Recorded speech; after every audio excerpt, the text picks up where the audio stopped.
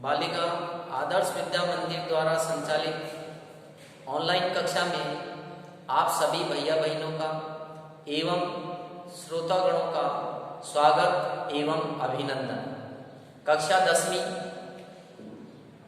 विषय विज्ञान दिनांक 2 सितंबर 2020 वार बुधवार। अध्याय 3 आनुवंशिकी। पिछले वीडियो के अंदर अपन आनुवंशिकी अध्याय के अंदर मेंडलवाद और मेंडल का जीवन परिचय यानी उसकी लाइफ हिस्ट्री अपन पढ़ रहे थे। आज की वीडियो में अपन मेंडल की सफलता के कारणों के ऊपर परिचर्चा यहाँ पर करेंगे। मेंडल से पहले वास्तव में और भी अन्य वैज्ञानिक हुए जिन्होंने आनुवंशिकता संबंधी नियमों पर प्रयोग किए थे और उनसे संबंधित बहुत सारी बातें उन्होंने बताई थी, लेकिन सफलता के ऐसे कौन से कारण रहे जिनके कारण मेंडल है जो सफल रहे अन्य वैज्ञानिकों से। तो आइए यहाँ पर अपन देखते हैं कि मेंडल निम्न कारणों की वजह से सफल रहा अन्य वैज्ञानिकों की अपेक्षा। सबसे पहला देखिए यहाँ पर हेडिंग डला हुआ है मेंडल की सफलता के कारण। पहला कारण यहाँ पर दिया है मेंडल ने एक समय में एक ही लक्षण की वंशागति का अध्ययन किया। इसका मतलब क्या लग रहा है? मेंडल ने जब अपना प्रयोग किया था तो एक लक्षण का मतलब क्या होता है? जैसे मान लीजिए पादप की ऊंचाई के आधार पर अगर अपन लक्षण लें तो उस लक्षण के उसने लंबा और दूसरा बौना पौधा, ऐसे बौने पौधे पर उन्होंने क्रॉस किया। यानी एक ही लक्षण का मतलब अपन समझ गए होंगे कि लंबे पौधे और बौने पौधे पर परस्पर उसने क्रॉस कराया। फिर उसके बाद उन्होंने 2 या 2 से अधिक लक्षणों पर क्रॉस कराया। 2 लक्षण का मतलब एक तो कद के आधार पर और दूसरा रंग के आधार पर। कैसे कि लंबे व लाल और दूसरा बौने व सफेद, ऐसे 2 जनकों के मध्य क्रॉस ला करके किया। तो उन्होंने स्टेप बाय स्टेप यानी कि एक बार पहले उन्होंने एक लक्षण की वंशागति पर अध्ययन किया और फिर उसके बाद उन्होंने 2 लक्षणों की वंशागति पर अध्ययन किया था, इसलिए वो सफल रहे। तो सही कहा है कि मेंडल ने एक समय में एक ही लक्षण की वंशागति का अध्ययन किया, फिर उन्होंने 2 या 2 से अधिक लक्षणों का अध्ययन किया, इस कारण सफल हो गए, जबकि ये चीजें अन्य वैज्ञानिकों में नहीं थी। दूसरा क्या है? मेंडल ने अपने संकरण प्रयोगों के सभी आंकड़ों का सावधानी पूर्वक सांख्यिकी विश्लेषण किया। इसका मतलब क्या है कि मेंडल ने जब वो प्रयोग किए थे तो उनसे प्राप्त निष्कर्षों का उनका सांख्यिकी अभिलेख रखा यानी रिकॉर्ड रखा। और साथ ही उसके बाद इन्होंने क्या किया, कहने का भाव ये हुआ कि उन्होंने जो प्रयोग किए थे उनके गणितीय विश्लेषण करते हुए और उन्होंने F3 पीढ़ी तक अध्ययन किया और फिर उनसे प्राप्त परिणामों के ऊपर उन्होंने निष्कर्ष निकाल करके नियम बनाए थे। तो ये भी कारण हुआ था। तो लिखा हुआ है यहाँ पर देखिए कि मेंडल ने अपने संकरण प्रयोगों के सभी आंकड़ों का सावधानी पूर्वक सांख्यिकी विश्लेषण किया था। उसके बाद तीसरा देखिए, मेंडल ने अपने प्रयोग के लिए पादप, कौन सा पादप? उद्यान मटर का चुनाव भी सावधानी पूर्वक किया जो आनुवंशिक रूप से शुद्ध था। यानी उन्होंने ऐसा पादप का चयन किया उद्यान मटर का जो कि पूर्ण रूप से आनुवंशिक रूप से शुद्ध था, जबकि अन्य जो पादप है वो इतने नहीं थे, इसलिए उन्होंने उचित समझा मटर के पादप का ही चयन करना।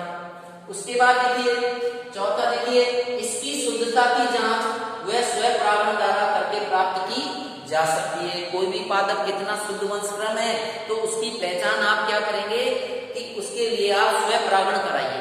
तो स्वयं परागण से उन्होंने क्रॉस कराने पर उनको शुद्धता की जांच भली प्रकार से पाई गई। इसके अलावा एक कारण और था जो उनकी सफलता का बहुत ही महत्वपूर्ण था।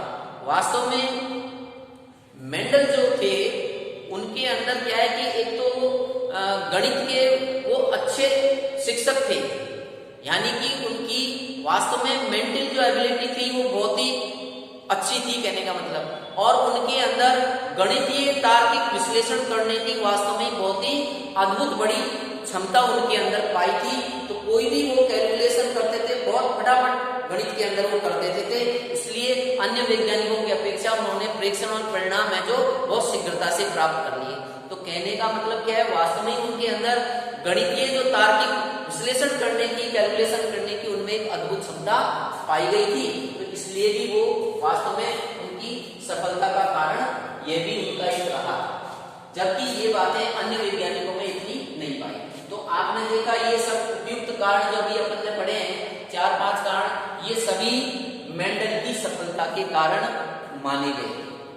अगला हमारा बिंदु आ रहा है, देखिए अगला टॉपिक ये रहा, मटर के पादप का चयन। यानी कि मेंडल ने अपने प्रयोग के लिए मटर का पौधा ही क्यों चुना, अन्य पादप क्यों नहीं चुना? तो मेंडल ने अपने प्रयोग के लिए मटर का पौधा निम्न कारणों की वजह से चुना। तो पहला कारण उनका क्या रहा है, तो देखिए 1 वर्षीय पादप होने के कारण। 1 वर्षीय का मतलब क्या होता है, 2-3 माह, यानी मटर का जो जीवन काल होता है वो 2-3 माह में ही पूरा हो जाता है। तो इससे क्या होता है, यानी मटर का जो जीवन काल है वो कुछ माह का ही होता है। तो इससे क्या होता है कि उससे प्राप्त प्रयोग जो उन्होंने किए, उनके परीक्षण और प्रेक्षण और जो परिणाम है वो शीघ्रता से प्राप्त हो सकते हैं। तो यहाँ पर दिया हुआ है कि 1 वर्षीय पादप होने के कारण कम समय में अनेक पीढ़ियों का अध्ययन किया जा सकता है, क्योंकि उनका जीवन काल बहुत ही 2-3 महीने का होता है, इसलिए परिणाम फटाफट प्राप्त कर सकते हैं। दूसरा कारण क्या है, मटर का पादप द्विलिंगी पुष्प होने के कारण उसमें स्वपरागण के द्वारा समयुग्मजी पादप अथवा शुद्ध वंशक्रम सरलता से प्राप्त किया जा सकता है। यहाँ पर एक शब्द है द्विलिंगी पुष्प। द्विलिंगी पुष्प का मतलब क्या होता है, द्विलिंगी का मतलब होता है कि ऐसा प्राणी है, ऐसे पादप जिस पर दोनों लिंग का मतलब नरजन्नांग और मादा जन्नांग दोनों उसी पर पाए जाते हैं। तो मटर का पौधा ऐसा होता है कि ये द्विलिंगी होता है, अर्थात इसके अंदर स्त्रीलिंग और पुंकेसर जो होते हैं, जायांग और पुंकेसर होते हैं, वो दोनों एक ही पुष्प के अंदर होते हैं। तो इससे क्या है कि स्वपरागण भी आसानी से कराया जा सकता है। तो इससे है जो पादप के शुद्ध वंशक्रम सरलता से प्राप्त किया जा सकता है। तो यह सुविधा केवल इसी पादप पर होती है, तो इसलिए भी चुनने का कारण हो गया। तीसरा जो आप देख रहे हैं कि मटर का पौधा शाक स्वभाव का व छोटा होने के कारण इसे छोटे स्थान पर भी बड़ी संख्या में उगाया जा सकता है। इसका मतलब क्या निकला कि मटर का जो पौधा होता है, शाक का मतलब झाड़ी, यानी इतनी बड़ी ऊंचाई का नहीं है, ना कोई ज्यादा सघन शाखित वाला नहीं है। तो मटर का पौधा शाक व छोटा होने के कारण क्या, इसको जो क्यारियां थी उसकी, उसमें बड़ी संख्या में, यानी कम स्थान पर भी इसको अधिक संख्या में लगाया जा सकता है। तो ये भी एक कारण रहा। तो मटर का पौधा शाक स्वभाव का होने के कारण इसको कम स्थान पर भी अधिक संख्या में उगाया जा सकता है। उसके बाद देखिए तीसरा, विपुंसन विधि द्वारा कृत्रिम परपरागण। अभी थोड़ी देर पहले आपने देखा कि द्विलिंगी होने के कारण इसमें स्वपरागण भी करा सकते हैं, तो इसमें परपरागण भी आप करा सकते हैं। वो एक विधि होती है, कौन सी, विपुंसन विधि। विपुंसन विधि में क्या होता है कि विपुंसन विधि वास्तव में कृत्रिम परपरागण की एक विधि कह दीजिए या एक पद कह दीजिए। इसमें क्या होता है कि द्विलिंगी जो पुष्प होता है, जब उसकी कलिका अवस्था होती है, तो उसी समय ही उसके पुंकेसरों को है जो क्या कर दिया जाता है, हटा दिया जाता है, या कर दीजिए नष्ट कर दिया जाता है, या उनको ढक दिया जाता है। इससे क्या होता है कि स्वपरागण नहीं हो पाता, और अपन जैसा चाहते हैं वैसा कृत्रिम परपरागण आप करा सकते हैं। तो पादप की वैरायटी को आप सुधार सकते हैं। तो ये एक विधि है। तो ये कह रहा है कि विपुंसन विधि द्वारा कृत्रिम परपरागण भी आसानी से किया जा सकता है। क्यों? क्योंकि इसके जन्नांग है जो नौकाकार संरचना में छिपे हुए रहते हैं, बाहर की तरफ निकलते हैं। तो आप इसमें स्वपरागण भी करा सकते हैं और आप इसमें कृत्रिम परपरागण भी कराए जा सकता है आसानी से। आगे देखिए चौथा बिंदु आपको ही गया। पांचवा देखिए, मटर के पौधे में विभिन्न 7 जोड़ी विपयार्सी लक्षण पाए जाते हैं। क्या मतलब निकला इसके अंदर कि मटर के अंदर ऐसे 7 जोड़ी विपयार्सी का मतलब विपरीत गुण वाले, जैसे मान लीजिए ऊंचाई अपने आप में एक लक्षण है, तो इसके 2 लक्षण हो गए। एक तो मान लीजिए प्रभावित हो गया कौन सा कि लंबा, और दूसरा कौन सा हो गया, बौना। ऐसे लाल और सफेद, कहने के मतलब मटर के पौधे के अंदर 7 ऐसे विपयार्सी लक्षण पाए जाते हैं जिनको देखने के लिए किसी कोई माइक्रोस्कोप या सूक्ष्मदर्शी है कोई यंत्र की आवश्यकता नहीं होती है। तो देखिए लिखा हुआ है कि मटर के पौधे में विभिन्न 7 जोड़ी, कितने जोड़ी? 7 जोड़ी विपियार्सी लक्षण पाए जाते हैं जिनको बिना किसी उपकरण की सहायता से आप देख सकते हैं। तो ये कितने कारण हो गए हमारे? 5 कारण यहाँ पर दिए हुए जो वास्तव में मटर के पादप का चयन किया, इसी कारण की वजह से उन्होंने चुना, जो अभी अपन ने अध्ययन किया है। आगे हमारा ये देखना चाहते हैं, अगला बिंदु आ रहा है कि मटर के पौधे के अंदर ऐसे कौन कौन से 7 जोड़ी विपियार्सी लक्षण पाए गए जिनके कारण उन्होंने उनका चयन किया। तो ऐसे कौन कौन से लक्षण है विपियार्सी जिनके कारण उन्होंने चयन किया? तो आइए उन लक्षणों के बारे में देख लेते हैं। तो यहाँ पर एक सारणी दी हुई है, आप देखिए, क्रम संख्या, फिर उसके बाद लिखा है पादप के लक्षण। और लक्षण 2 प्रकार के होते हैं, एक होता है प्रभावी लक्षण और दूसरा होता है अप्रभावी लक्षण। प्रभावी लक्षण को पहले लिखा जाता है बाईं ओर और दाईं ओर अप्रभावी लक्षण को लिखा जाता है, इस बात का ध्यान रखना चाहिए। तो आइए मेंडल ने 7 विपियार्सी लक्षण देखे, यहाँ पर क्रम से दे रखे, देखिए आप 7 हैं। तो पहला लक्षण अपन क्या देख रहे हैं? पादप की लंबाई। तो लंबाई लक्षण को ध्यान में अगर देखें तो 2 लक्षण कौन से? प्रभावी तो हो गया लंबा और दूसरा हो गया बौना। ऐसे ही दूसरा लक्षण क्या है? पुष्प की स्थिति, एक होती है कक्षीय और दूसरी होती है शीर्षक। कक्षीय का मतलब आपने देखे हैं कई पादप के अंदर फूल है तो साइड से निकलते हैं, ब्रांचों में, शाखाओं में निकलते हैं। और तो एक तो ये होता है जिसको तो अपन कक्षीय कहते हैं, और एक होता है फूल है तो पौधे के ऊपर की तरफ, आगे की तरफ, शीर्ष पर ऊपर की तरफ निकलता है, उसे हम कहेंगे शीर्षक। तो 2 प्रकार के फूल इसमें मिल रहे हैं देखने को, क्या? एक तो ब्रांच में साइड से निकल रहे हैं कक्षीय, और दूसरा क्या है? अग्रस्त होता है ऊपर की तरफ, शीर्षक। ऐसे ही तीसरा लक्षण देखिए, परिपक्व फली की आकृति। 2 तरह की होती है, एक तो फूली हुई होती है और दूसरी होती है सिकुड़ी हुई। सिकुड़ी हुई कह दीजिए या एक तरह से कह दीजिए कि पिचकी हुई कह दीजिए। चौथा लक्षण देखिए, अपरिपक्व फली का रंग।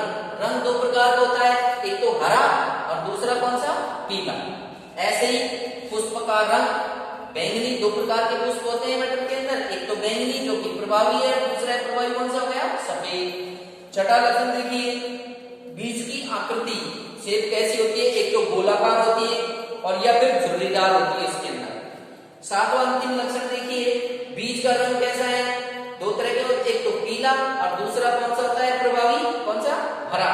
तो इस प्रकार आपने अभी जो ये 7 जोड़ी विपियार्सी लक्षण देखे, एक प्रभावी होता है और दूसरा अप्रभावी, यानी 2 प्रकार के लक्षण होते हैं जिनका आपने अध्ययन कर लिया। अब नीचे यहाँ पर एक बिंदु और दिया है, अगला देखिए, अगला टॉपिक है विमपुंसन। जो यहाँ पर आया था उसको अपन ने क्लियर कर दिया था। विमपुंसन क्या होता है, किसे कहते थे? वो लिखा हुआ है कि विमपुंसन कृत्रिम पर परागण का एक पद या विधि है जिसमें द्विलिंगी पुष्प की कलिका अवस्था में, यानी पुष्प जब खिलता है उसी अवस्था में, कलिका अवस्था में ही पुंकेसरों का, पुंकेसर मतलब उसके नर भाग को निकाल दिया जाता है ताकि उसमें स्वपरागण न हो, और अपन जो वांछनीय चाह रहे हैं, कृत्रिम रूप से जो पर परागण करना चाह रहे हैं, वो उसमें आसानी से संभव हो जाता है। तो इस प्रकार आज के टॉपिक के अंदर अपन ने 2 बातें पढ़ी थी, एक तो मेंडल की सफलता के कारण और दूसरा अपन ने पढ़ा था कि मेंडल ने मटर का पौधा भी क्यों चुना। तो ये 4 बातें आज अपन ने पढ़ ली।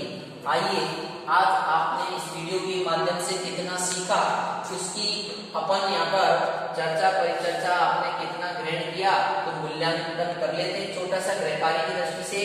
देखिए पहला प्रश्न है, मेंडल ने कितने विपियार्सी लक्षणों के युग्म अपने प्रयोग के लिए चुना? तो साफ दिया है, मेंडल कितने विपियार्सी लक्षण चुने थे, अभी इस टॉपिक में आए थे। देखिए यहाँ पर साफ लिखा हुआ है, 5वें बिंदु में देखिए आप लिख रखा है 7 जोड़ी विपियार्सी लक्षण। तो इसका आंसर आप दे देंगे 7 जोड़ी विपियार्सी लक्षण आ जाएंगे। तो क्लियर।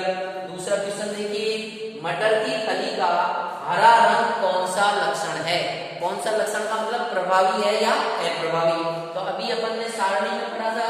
तो देखिए मटर की फली का रंग देखिए कौन सा रंग है? हरा। तो आप इस कॉलम में दे रहे हैं तो आप बता देंगे प्रभावी लक्षण है।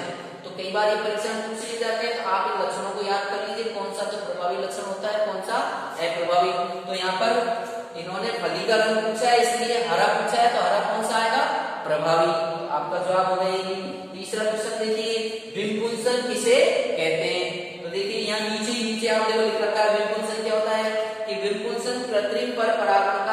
प्रक्रिया विधि है जिसमें द्विलिंगी पुष्प की कलिका अवस्था में ही पुष्प पुंकेसरों को निकाल दिया जाता है ताकि उसमें स्वपरागण न हो।